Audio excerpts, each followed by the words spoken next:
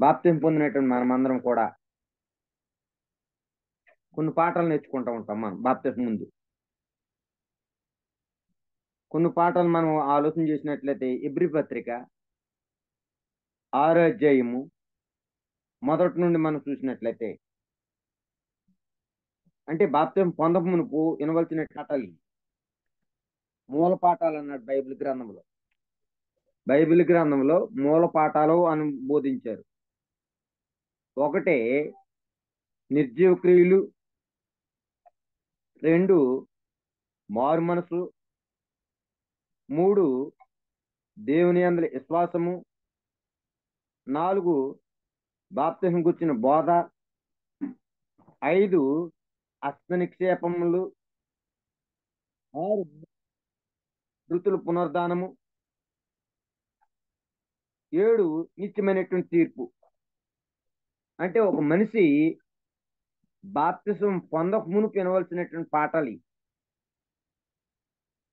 బాప్తిసం పొందే ముందు ఈ పాఠాలు బోధించాలి. ఒక సువార్తికుడు బోధించాలి, ఆ పాఠాలు మనం వినాలి. అటువంటి పరిస్థితులు మనకి ఎక్కడ కనపడతలేదు. కానీ మనం ఇదేనానే ఒక పాఠం నేర్చుకుందాం. మృతుల పునరుద్ధానం అనేటువంటి పాఠాన్ని నేర్చుకుందాం మనం. నేను బోధించేటువంటి పాఠం ఏంటంటే మృతుల పునరుద్ధానము. మృతుల పునరుద్ధానము అనగానేమి అని ఒక ప్రశ్న వేసుకున్నట్లయితే, ఎనాటాసిస్ అనేటువంటి గ్రీక్ పదం నుండి తర్జుమా చేయబడింది తిరిగి లేచుట, లేపబడుట, లేక మార్పు చెందుట, మృతుల పునరుద్ధానం. అయితే మృతుల పునరుద్ధానం గురించి క్రైస్తవుడు తప్పగా తెలుసుకోవాలి. మృతుల పునరుద్ధానం గురించి బాప్తిసం పొందినటువంటి ప్రతి క్రైస్తవుడు తప్పగా తెలుసుకోవలసింది పాఠం అండి. దశలోనికి రాసినటువంటి మొదటి పత్రిక 4వ అధ్యాయము 13-14 వచనాలు చూసినట్లయితే, దశలోనికి రాసినటువంటి మొదటి పత్రిక 4వ అధ్యాయము 13-14 వచనాలు మనం చూసినట్లయితే, సహోదరులారా, నిరీక్షణ లేని ఇతరుల వలె మీరు దుఃఖపడకుండా నిమిత్తము నిద్రించిన వారిని గురించి మీకు తెలియకుండా మాకు ఇష్టం లేదు. యేసు మృతి పొంది తిరిగి లేచినని మనం నమ్మిన ఎడల, అదే ప్రకారము యేసునందు నిద్రించిన వారిని దేవుడు ఆయనతో కూడా ఎంటబెట్టుకుని వచ్చును. అంటే ఇక్కడ అపోస్తుడైనటువంటి పౌలు దశలోనికి ఉన్నటువంటి సంఘంలో ఏం చెప్తున్నాడే, మృతుల పునరుద్ధానం గురించి బోధించారండి.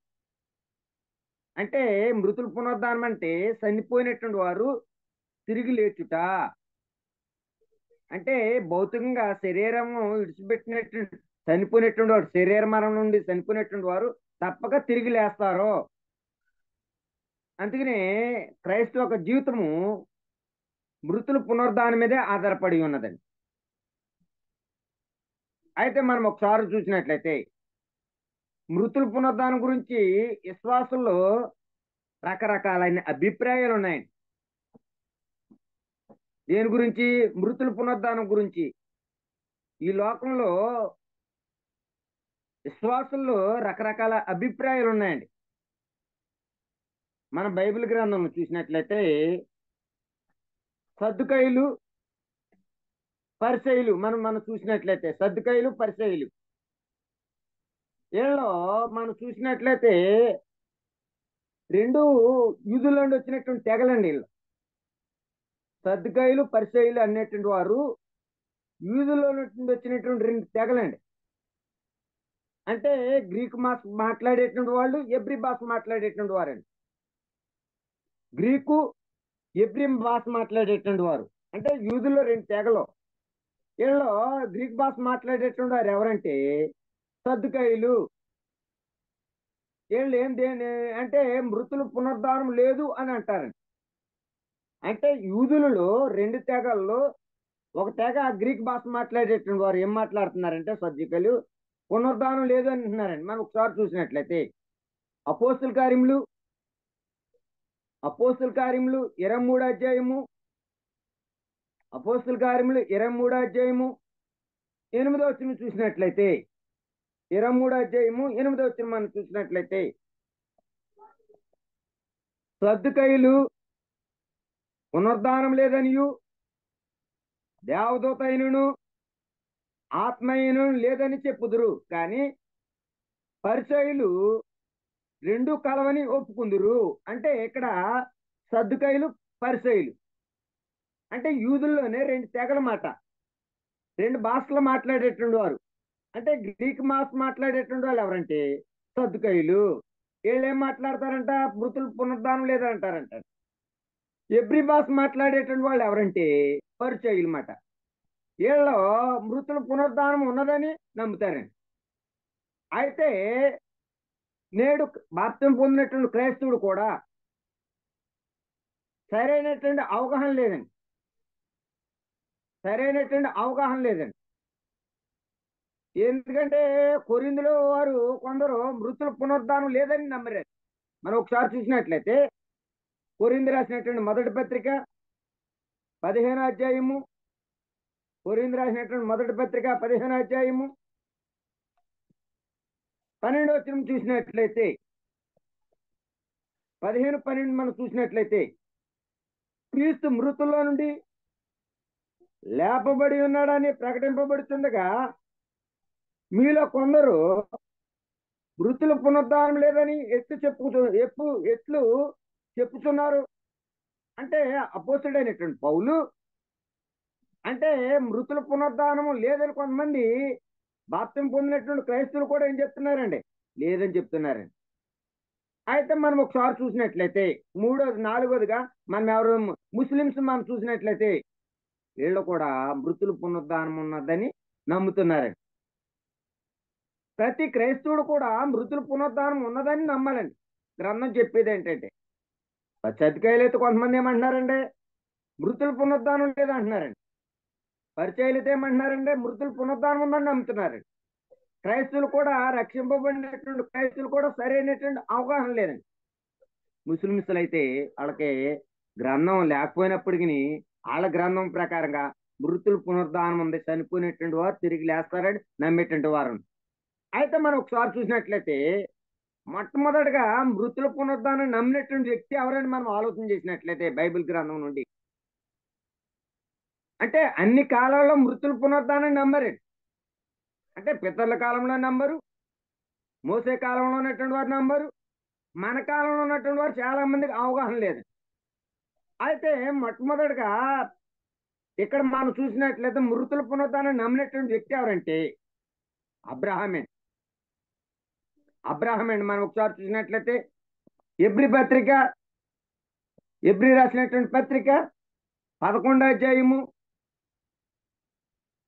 ఎబ్రి పత్రిక 11వ అధ్యాయము 17వ వచనం చూసినట్లయితే అబ్రహాము శోధింపబడి విశ్వాసం బట్టి ఇస్సాకును బలిగా అర్పించును. ఎవడు ఆ వాగ్దానం సంతోషంతో అంగీకరించును ఇస్సాకు వల్లైనది నీ సంతానం అనబడును అని ఎవరితో చెప్పబడును? ఆ అబ్రహాము సహితం మృతులను సహితము లేపుట దేవుడు శక్తిమంతుడు అని యోచించిన వాడై తన ఏక కుమారిని అర్పించి ఉపమాన రూపంగా అతని మృతుల నుండి మరలా పొందెను. అంటే బైబిల్ గ్రంథంలో మనం చూసినట్లయితే మొట్టమొదటగా మృతుల పునరుద్ధానాన్ని నమ్మినటువంటి వ్యక్తి ఎవరంటే అబ్రహామే.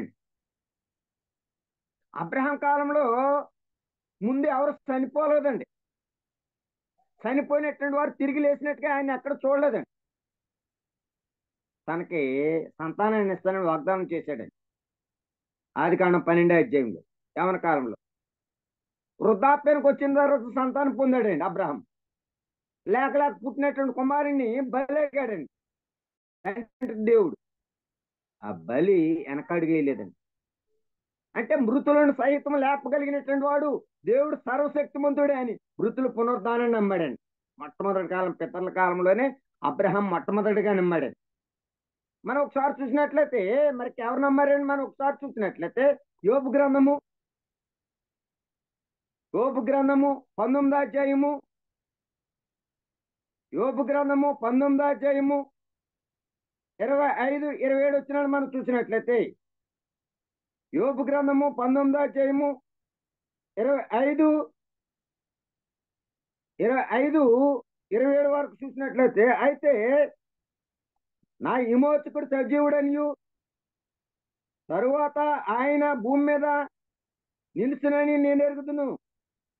ఇలాగ నా శరీరం చీకిపోయిన తర్వాత శరీరంతో నేను దేవుని చూచెదను, నా మట్టుకు నేను చూచెదను, మరి ఎవరను కాదు, నేను కన్నులారా ఆయన చూచెదను. నాలో నా అంతరేంద్రులు కృషించుతున్నవి. అంటే ఇక్కడ మనం చూసినట్లయితే యోబు శరీరం ఇడిసిన తర్వాత దేవుణ్ణి చూచేదిన అన్నాడు. ఇప్పటి కాలం సమయంలో కూడా చాలా మంది అబద్ధ బోధకులు వచ్చి నేను దేవుని చూశాను అంటున్నారు. రక్త మాంసాలు కలిగినటువంటి వ్యక్తి దేవుని చూడలేడండి. దేవుడు నాతో మాట్లాడాడు, దేవుడు నేను చూశాను అనేటువంటి అబద్ధమైనటువంటి బోధ అండి అది. యోబు ఇక్కడ ఏమంటున్నాడంటే శరీరం ఇడిసిన తర్వాత, అంటే దేవుణ్ణి ఎవరైనా చూడాలని ఆశ కలిగి ఉంటే దేవుడు ఏమై ఉన్నాడో ఆత్మై ఉన్నాడు. ఆత్మ చూడగలదండి. శరీరంతో మనము రక్త మాంసాలు కలిగినటువంటి వ్యక్తులము దేవుని చూడలేమండి. అందుకనే యోబు ఏమంటే శరీరం ఇడిచిన తర్వాత దేవుని చూచెదను అంటున్నాడండి యోబు. అంటే ఇతను కూడా ఏం నమ్మాడండి? మృతుల పునరుద్ధానాన్ని నమ్మాడండి. అంతేకాదు మనం ఒకసారి చూసినట్లయితే యెషయా గ్రంథము 26వ అధ్యాయము 19వ వచనం చూసినట్లయితే, యెషయా గ్రంథము 26వ అధ్యాయము 19వ వచనం మనం చూసినట్లయితే 19లో మనకేమో కనబడుతుందంటే మృతులైన వారిని వారు బ్రతుకుదురు, నా వారి శవంలో సజీవములగును, మంటిలో పడి ఉన్న వారులారా మేల్కొని ఉత్తరించుడి,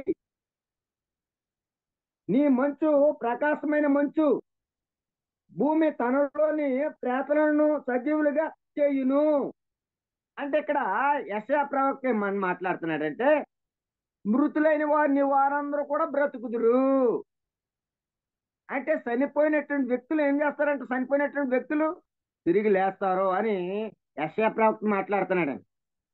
అంతేకాదు మనం ఒకసారి చూసినట్లయితే దానియేలు గ్రంథంలో దానియేలు మాట్లాడుతున్నాడండి. మనం ఒకసారి చూసినట్లయితే దానియేలు గ్రంథము 12వ అధ్యాయం 2వ వచనం చూసినట్లయితే 2వ అధ్యాయం 2వ వచనం మనం చూసినట్లయితే, మరియు సమాధులలో నిద్రించి అనేకులు మేల్కొనెదరు, కొందరు నిత్య జీవం అనుభవించుటకును కొందరు నింద పాలవుటకును నిత్యముగా కేమిలవుటకు మేలుకొందురు. ఇక్కడ దానియేలు అంటున్నాడు సమాధుల్లో ఉన్నటువంటి వారందరూ కూడా తిరిగి లేచెదురు. మనం చూసినట్లయితే మార్త కూడా ఏం నమ్మిందండి? మృతుల పునరుద్ధానాన్ని నమ్మిందండి. మృతుల పునరుద్ధానాన్ని నమ్మింది కనుక ఆవిడ ఏం చేసిందంటే తెల్లారుజామునే ప్రభుదేనా తిరిగి లేచి వెళ్ళి ఆ సమాధి దగ్గర మనం నెత్తుకుందండి. మనం చూసినట్లయితే యోహాను రాసినటువంటి సువార్త 11వ అధ్యాయము, యోహాను రాసినటువంటి సువార్త 11వ అధ్యాయము 24వ వచనం చూసినట్లయితే, యోహాను రాసినటువంటి సువార్త 11వ అధ్యాయము 24వ వచనం 24వ వచనం మనం చూసినట్లయితే, యూదులు ఆయన చుట్టూ పోగై ఎంతకాలము మమ్మను సందేహ పెట్టదువు, నీవు క్రీస్తువైతే మాతో స్పష్టంగా చెప్పమని. ఇక్కడ మనం చూసినట్లయితే ఇక్కడ ఏమంటున్నాడు 11:24లో ఏమంటున్నాడంటే ఇక్కడ మనము మార్త లోకం దృష్టి పనిచేయట్లో శ్రద్ధ కలిగి ఉన్నాను, స్త్రీ స్త్రీగా తెలుసుకో బుద్ధం మర్త బలంగా నమ్మింది, మృతుల పునరుద్ధానం బలంగా నమ్మిందండి. అంటే మనము అన్ని కాలాల్లో మనం చూసినట్లయితే, అంటే మార్తమ్మ కూడా ఏ కాలానికి చెందినటువంటి వ్యక్తి? ధర్మశాస్త్రానికి కాలానికి చెందినటువంటి వ్యక్తి అండి. అందుకనే అబ్రహాము మృతుల పునరుద్ధానం నమ్మాడండి. యోబు మృతుల పునరుద్ధానం నమ్మాడు. యెషయా ప్రవక్త మృతుల పునరుద్ధానం నమ్మాడు. దానియేలు మృతుల పునరుద్ధానం నమ్మాడు. మార్త కూడా మృతుల పునరుద్ధానం నమ్మారండి. అయితే మనం ఒకసారి చూసినట్లయితే, మరి మృతుల పునరుద్ధానం గురించి బైబిల్లో ఎవరైనా బోధించారా? మూడో పాయింట్గా మనం ఆలోచన చేసినట్లయితే, మృతుల పునరుద్ధానం గురించి బైబిల్లో ఎవరైనా బోధించారా ఒకసారి మనం ఆలోచన చేసినట్లయితే, తండ్రి అయినటువంటి దేవుడే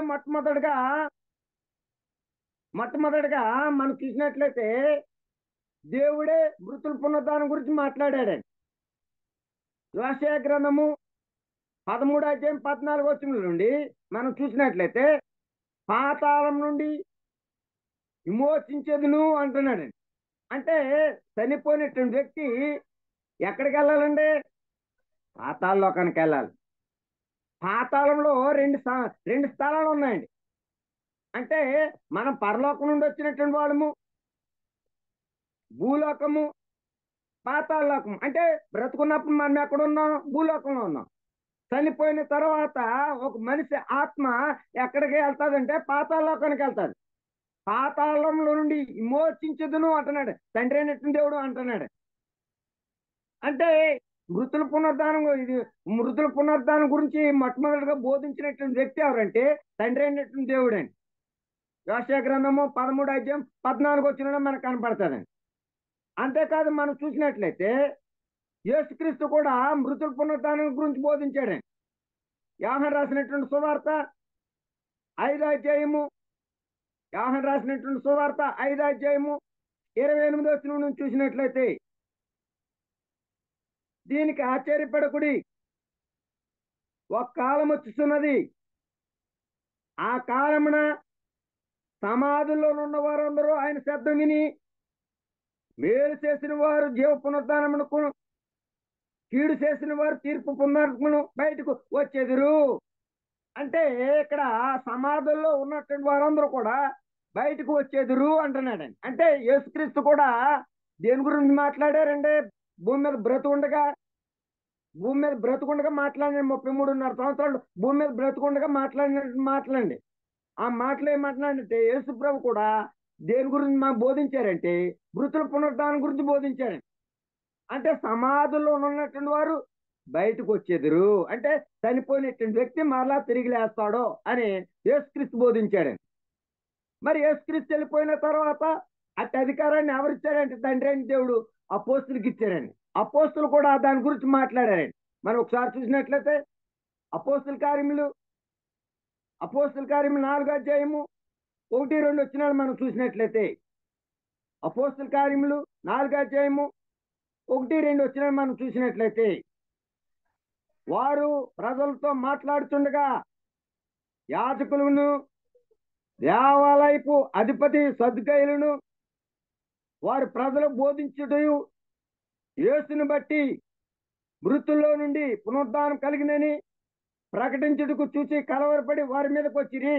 అంటే అపోస్తులు కూడా దేని గురించారంటే మృతుల పునరుద్ధానం గురించి బోధించారు. అంటే చనిపోయినటువంటి వ్యక్తి ఖచ్చితంగా తిరిగి లేస్తారు. అంతేకాదు పౌలు కూడా మాట్లాడాడు. మనం ఒకసారి చూసినట్లయితే, అంటే అపోస్తులు మాట్లాడారు, తండ్రి అయినటువంటి దేవుడు మాట్లాడాడు, యేసు ప్రభు మాట్లాడాడు, ఇక్కడ పౌలు గారు కూడా మాట్లాడుతున్నారండి. మనం ఒకసారి చూసినట్లయితే ఈయన కూడా అపోస్తులే.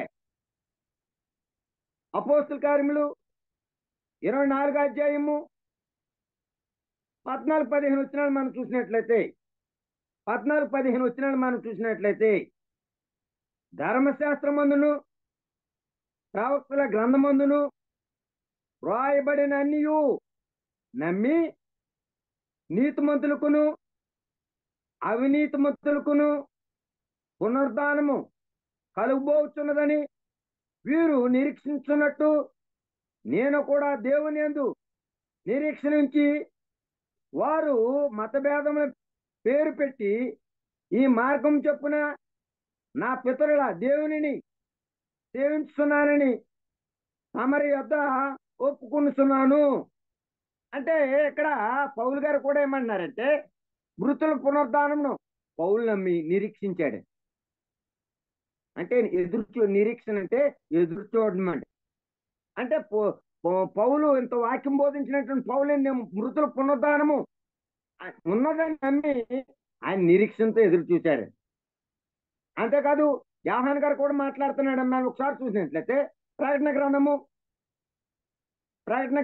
1వ అధ్యాయము 7వ వచనం. ప్రకటన గ్రంథము 1వ అధ్యాయం 7వ వచనం మనం చూసినట్లయితే ప్రకటన గ్రంథము 1వ అధ్యాయం 7వ వచనం. ఇదిగో ఆయన మేఘారూఢై వచ్చుస్తున్నాడు, ప్రతి నేత్రము ఆయన చూచును, ఆయన పొడిచిన వారిని చూచెదరు, భూజలందరూ ఆయన చూసి రొమ్ము కొట్టుకుండు అవును ఆమేన్. ఇక్కడ యోహాను కూడా ఏం మాట్లాడుతున్నాడంటే ఆయనను పొడిచిన వారు చూచెదరు అంటున్నాడు. అంటే మృతుల పునరుద్ధానం గురించి బైబిల్ గ్రంథంలో దేవుడు చెప్పాడు, యేసుక్రీస్తు చెప్పాడు, అపోస్తుడైనటువంటి పౌలు చెప్పాడు, పౌలు గారు చెప్పారు, పద్మద్వీపంలో ఉన్నటువంటి యోహాను గారు కూడా బోధించారు మృతుల పునరుద్ధానం గురించి. అయితే మృత పునరుద్ధానము మరి మనం ఒకసారి ఆలోచన చేసినట్లయితే పరిశుద్ధ గ్రంథం నుండి అనేకమైనటువంటి విషయాలు మనం ఆలోచన చేసినట్లయితే ఆధారాలు మనకి ఎవరు మరి మృతుల పునరుద్ధానానికి ఆధారం ఎవరు? మొట్టమొదటిగా ఎవరైనా లేచారా? మరి మృతుల పునరుద్ధానం గురించి మనం ఆలోచన చేసినట్లయితే ఎవరంటే ప్రథమ ఫలంగా లేచినటువంటి వ్యక్తి ఎవరంటే యేసుక్రీస్తే. ఈ భూమి మీద ఎవరు కూడా చనిపోయినటువంటి వ్యక్తి తిరిగి లేవలేదండి. యేసు ప్రభువే మొట్టమొదటిగా తిరిగి లేచినటువంటి ప్రథమ ఫలం. ఆధారం ఏంటంటే యేసు ప్రభు. మనకు ఒకసారి చూసినట్లయితే కొరింథీ రాసినటువంటి మొదటి పత్రిక 15వ అధ్యాయము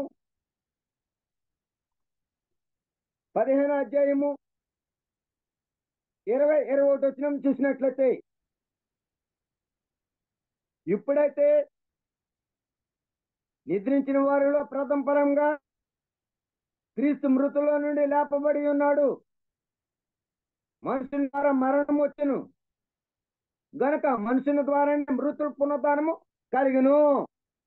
అంటే ప్రథమ ఫలంగా ఇక్కడ మనకు ఆధారం మనం చూసినట్లయితే మృతుల పునరుద్ధానానికి ఆధారం ఎవరంటే యేసుక్రీస్తు అండి. మృతుల పునరుద్ధానం మొట్టమొదటిగా లేచినటువంటిది. అంటే తర్వాత 12 మంది శిష్యులు ఏం చేశారు? సాక్ష్యం ఇచ్చారు. ఈ భూమి మీద చనిపోయిన తర్వాత యేసుక్రీస్తు గురించి 12 శిష్యులు కూడా సాక్ష్యం ఇచ్చారు. యేసు ప్రభువే సాక్షుల కింద ఏర్పాటు చేసుకున్నాడు. మీరు బుధువు దిగంతాల వరకు నాకు సాక్షులై ఉంటారన్నాడు. అంటే వీరు సాక్షులై ఉన్నారంటే 12 మంది శిష్యులు మృతుల పునరుద్ధానం చనిపోయినటువంటి వ్యక్తి యేసు ప్రభు తిరిగి లేస్తాడు అని బోధించారు. అంతేకాదు 500 మందికి కూడా చనిపోయిన తర్వాత బైబిల్ గ్రంథంలో 500 మందికి కనిపించాడు. 40 దినాలు భూమి మీదే సంచారం చేశాడు తిరిగి లేచిన తర్వాత. 1 రోజు కాదు, 2 రోజులు కాదు, 3 రోజులు కాదండి, 8 దినాలు 40 దినాలు ఉన్నాడండి భూమి మీద. ఎంతమంది కనపడ్డాడంటే 500 మంది కనపడ్డాడండి యేసుప్రభు గారు. అయితే మరి మనం చూసినట్లయితే అనేక మంది యేసుప్రభు మరణించినప్పుడు అనేకలు లేచిరి. యేసుప్రభు కూడా తిరిగి లేచినప్పుడు మనం చూసినట్లు అనేక మంది లేచారండి. మత్తయి సువార్త 27వ అధ్యాయం, మత్తయి సువార్త 27వ అధ్యాయము 50 వచనం ఒకసారి చూడమ్మాయి. యేసు మరలా బిగ్గరగా కేకలు వేసి, మత్తయి సువార్త 27వ అధ్యాయం 50 వచనం నుండి, యేసు మరలా బిగ్గరగా కేక వేసి ప్రాణం విడిచెను. అప్పుడు దేవాలయపు తెర పైనుండి క్రింది వరకు 2గా చినిగను, భూమి వణుకును, బండలు బద్దలాయును, సమాధులు తెరవబడును. నిద్రించిన అనేక మంది పరిశుద్ధుల శరీరములు లేచెను. వారు సమాధుల్లో నుండి బయటకు వచ్చి పరిశుద్ధ స్థలంలో ఆగిపడిరి. అంటే ఇక్కడ మనం చూసినట్లయితే యేసుప్రభు మరణించినప్పుడు అనేకులు లేచిరి. అంటే మనం చూసినట్లయితే ఇక్కడ యాయిర్ కుమార్తె లాజరు ఎదవరాలు కుమారుడు లేపబడ్డారని మన లేఖనాలు మనకు కనపడుతున్నాయి. అంటే మనం ఒకసారి చూసినట్లయితే లోక రాసినటువంటి సువార్త 8వ అధ్యాయము, లోక రాసినటువంటి సువార్త 8వ అధ్యాయము 40 వచనం మనం చూసినట్లయితే జనసమూహము ఆయన కొరకు ఎదురు చూచుచుండెను కనుక యేసు తిరుగు అంతటా ఇదిగో సమాజ మందు అధికారి ఒకడు వచ్చి యేసు పాదములు పడి ఇంచుమించు 12 గల ఈడు గల తన ఒక కుమార్తె సావు సిద్ధంగా ఉన్నది గనుక తన ఇంటికి రమ్మని ఆయన బతిమాలకును.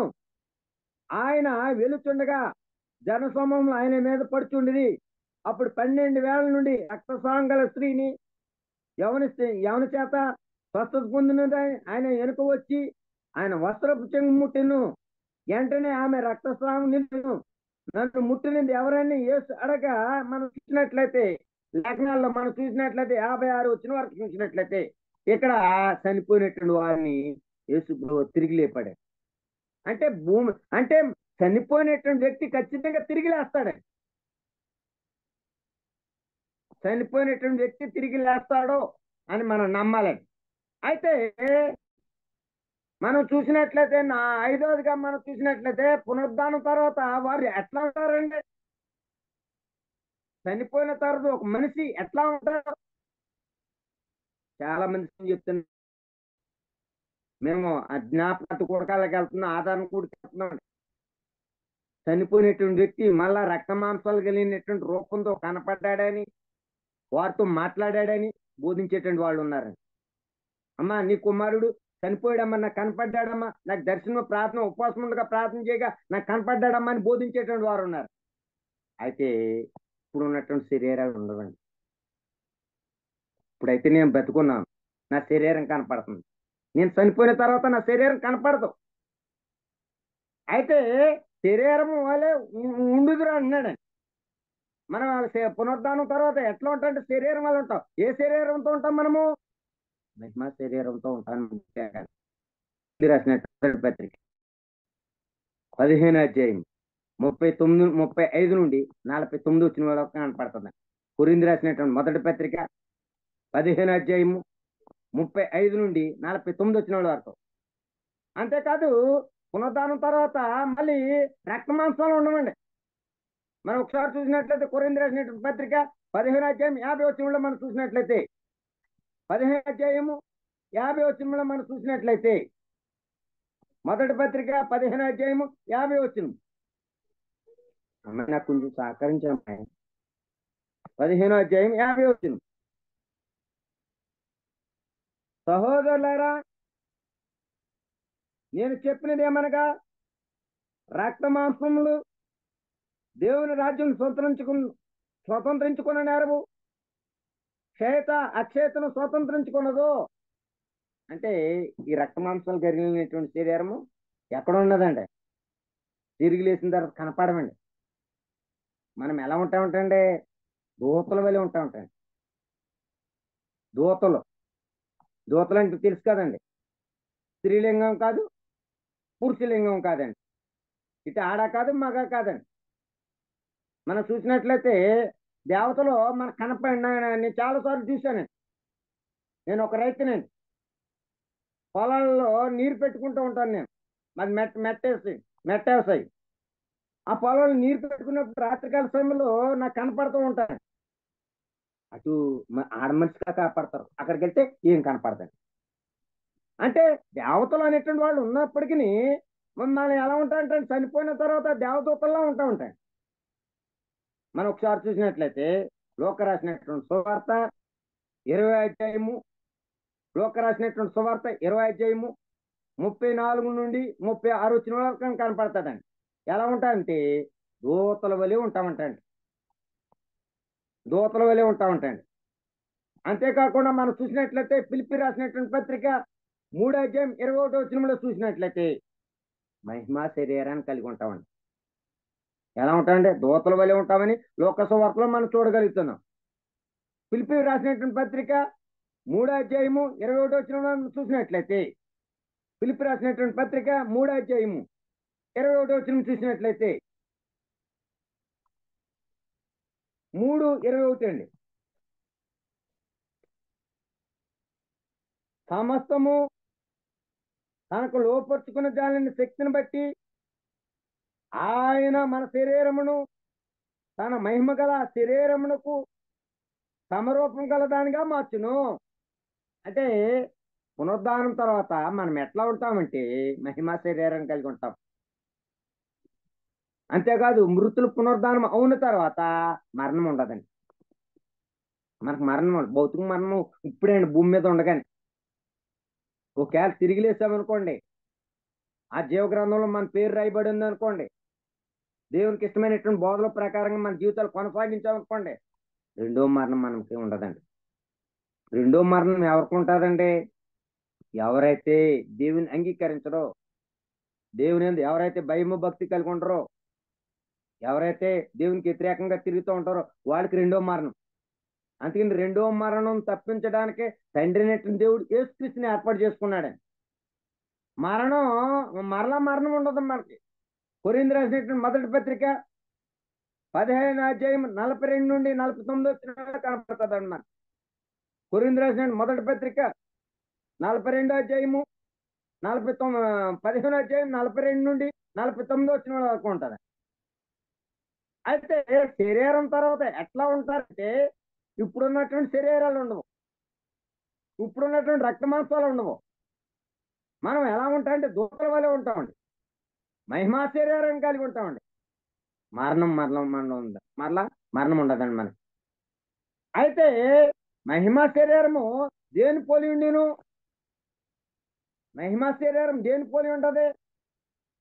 నువ్వు సత్తేనే కానీ అక్షయమైనది ఎత్తబడి సత్తేనే కానీ క్షయమైనది లేపబడుతుందండి. కొత్త మొలకండి. క్షయమైనది ఎత్తబడాలి, అక్షయమైనది లేపబడుతుందండి. అంతేకాదు ఘనహీనమైనది ఎత్తబడి మహిమ గలదిగానే లేపబడుతుందండి. బలమైనది ఎత్తబడి బలమైనదిగా లేపబడుతుందండి. అందుకని పరలోక సంబంధం పూర్తిని ధరించుకోనాలండి మనం. మహిమా శరీరం కలిగినటువంటి వారు మనం ఏం చేయాలంటే పరలోక సంబంధమైనటువంటి పోలికను కావాలి. అయితే మనం చూసినట్లయితే బైబిల్ గ్రంథంలో మొత్తం మనం చూసినట్లయితే పునరుద్ధానం గురించి మరి మార్తమ్మ నమ్మిందండి. మార్తమ్మ నమ్మినట్లు మనం కూడా ఏం చేయాలంటే భూమి మీద నమ్మాలండి మృతుల పునరుద్ధానం గురించి. శరీరం చనిపోయిన తర్వాత మరలా తిరిగి లేస్తాను అంటే తిరిగి లేచినటువంటి వ్యక్తి మన కాలంలో యేసు ప్రభు అండి. ఆయా కాలంలో ఎవరు లేగలేదండి. అయినప్పటికీ అబ్రహాం నమ్మాడండి, యోబు నమ్మాడండి, యెషయా ప్రవక్త నమ్మాడండి, దానియేలు నమ్మాడండి. మరి మన కాలంలో యేసు ప్రభు వారు తిరిగి లేచాడు. మార్పు నమ్మిందో లేదండి? మరి మనం కూడా నమ్మాలా నమ్మకూడదండి? ఖచ్చితంగా నమ్మాలండి. అయితే మరి ఈ జీవితం ఉన్నంత వరకు నమ్మలేకపోతే అంత దౌర్భాగ్యమే లేమండి. ప్రపంచమంతా కోడైపోతుందండి. ప్రపంచమంతా కూడా ఏమైందండి? కోడైకొస్తుందండి. యేసు ప్రభు తిరిగి లేచాడని. మరి యేసు ప్రభు తిరిగి లేచినట్లయితే నువ్వు చనిపోయినను నువ్వు కూడా తిరిగి లేస్తావు. అందుకని మన జీవితము దేని మీద ఆధారపడి ఉందంటే మృతుల పునరుద్ధానం మీదే ఆధారపడి ఉన్నది. అంటే ఒక మనిషికి బాప్తిసం పొందం మునిపే ఈ పాఠాలు బోధించాలి. చాలా మంది బోధించట్లేదండి, మూల పాఠాలు బోధించట్లేదండి. ఎక్కడ చూసినా అమ్మా నువ్వు మార్మన్స్ పొందు, 5 మెట్లు, ఆరాధనకు 5 మెట్లు, ఆ పాఠాలు వినగలుగుతున్నాం. కానీ క్రీస్తు సంఘాల్లో కూడా ఇగో ఈ పాఠాలు ఉన్న మూల పాఠాలు నిర్జీవ క్రియలు, మారు మనసు, దేవుని విశ్వాసము, అంతేకాదు మృతుల పునరుద్ధానము, హస్త నిక్షేపంలో నిత్యమైనటువంటి తీర్పు అని మరలా పాఠం మరలా బోధించవలసి వస్తుందండి. ఎవరికండి? జన్మించినటువంటి వారికి మరలా. అయితే చాలా మంది సంఘాల్లో ఏది నమ్మితే మృతుల పునరుద్ధానం గురించి సరైనటువంటి ఆలోచన లేదండి. చనిపోయిన తర్వాత అయ్యో ఈ శరీరం ఏమైపోయింది, అమ్మో బాబో లాబో అని ఏడ్చేటువంటి వాళ్ళు మనం చూడగలుగుతున్నాడు. క్రైస్తవుడు ఈ శరీరం విడిచిన తర్వాత మళ్ళా తిరిగి లేపబడతాడు. యేసుప్రభు లేచాడని మనం కూడా నమ్మాలి. మార్త నమ్మింది, మనం కూడా నమ్మి మన ఈ జీవితం క్రీస్తు నమ్మినట్లుగానే మనుషులందరికీ మనం బోధించాలి. ఒకవేళ నమ్మపోతే భూమి మీద అంత దౌర్భాగ్యుడే లేదు. అందుకనే యేసుప్రభు తిరిగి లేచాడని మన కాలంలో మృతుల పునరుద్ధానం నమ్ముదాం. ఒకవేళ మనకంటే ముందుగానే ఎవరైనా చనిపోయినాను, నేను చనిపోయినాను, మనం ఎవరైనా చనిపోయినాను, తిరిగి లేస్తాం ఆ నిరీక్షణ మనకున్నదండి, ఆలోచన మనకున్నది. చాలా మంది చనిపోయినప్పుడు చాలా మంది బాధపడేటువంటి వ్యక్తులు ఉన్నారు. మనం ఏం చేయాలంటే భూమి మీద ఉన్నటువంటి మంచి పనులు చెడ్డ పనులు మనం జ్ఞాపకం చేసుకున్నాడు. అయ్యో ఈ బిడ్డ ఇలా ఉన్నారు, ఆ బిడ్డ అలా ఉన్నారు అనుకోవాలండి. అంతేకాని మనం ఓ అమ్మో బాబు ఏమైపోతాను అటువంటి ఉండకూడదండి. అంటే మృతులు పునరుద్ధం చనిపోయినటువంటి వ్యక్తి తిరిగి లేస్తాడో అని నమ్మాలి. అంటే మృతుల పునరుద్ధానం గురించి క్రైస్తవుడు ఖచ్చితంగా తెలుసుకోనాలండి. అంటే చనిపోయినటువంటి వ్యక్తి తిరిగి లేస్తాడని నమ్మాలి. నాకు ఇటువంటి అవకాశాన్ని ఇచ్చినటువంటి సూర్య తేజ గారికి చక్కగా విన్నందుకు మీ అందరూ కూడా మా కుటుంబం తరపున మా సంఘం తరపున ప్రత్యేకమైనటువంటి వందనాలు తెలియపరుస్తున్నాను. అందరూ కూడా వందనాలే.